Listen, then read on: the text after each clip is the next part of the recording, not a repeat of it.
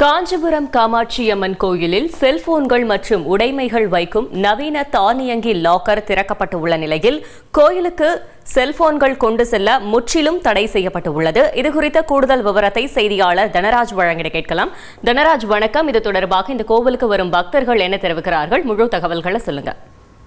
சக்தி பீடங்களில் ஒன்றாக இருக்கக்கூடிய உலக பிரசித்தி பெற்ற காஞ்சிபுரம் காமாட்சி அம்மன் கோயில்களுக்கு கிட்டத்தட்ட நாள்தோறும் உள்ளூர், வெளியூர், வெளிமாநிலம், வெளிநாடு என பலாயிரக்கணக்கான பக்தர்கள் தரிசனத்திற்காக செல்கின்றனர்.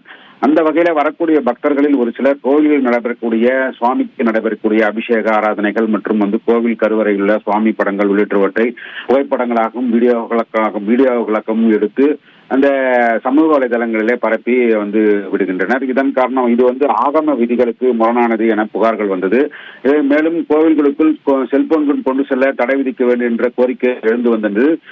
பல்வேறு கோவில்களிலும் இதே போன்ற நிலைமை நீடித்ததால் நீதிமன்றத்திலும் பொது நல வழக்குகள் தொடுக்கப்பட்ட நிலையில கோவில்களுக்கு வரும் அனைவரும் செல்போன்களை கொண்டு செல்வதற்கு தடை விதிக்க வேண்டும் என்று இந்து சமய அறநிலையத்துறைக்கு உயர்நீதிமன்றம் தடை உத்தரவிட்டிருந்தது.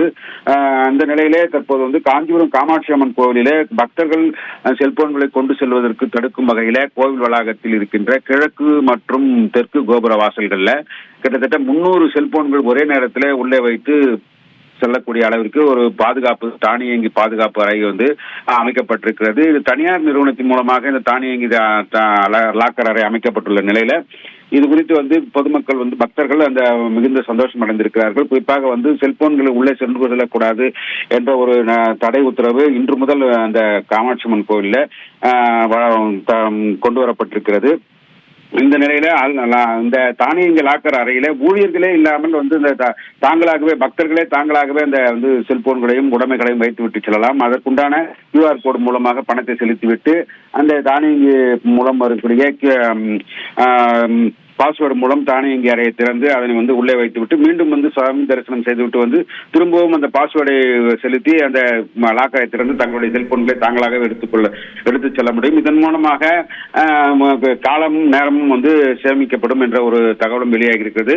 இந்த லாக்கருக்கு 10 ரூபாய் கட்டணமும் நிர்ணயிக்கப்பட்டிருக்கிறது.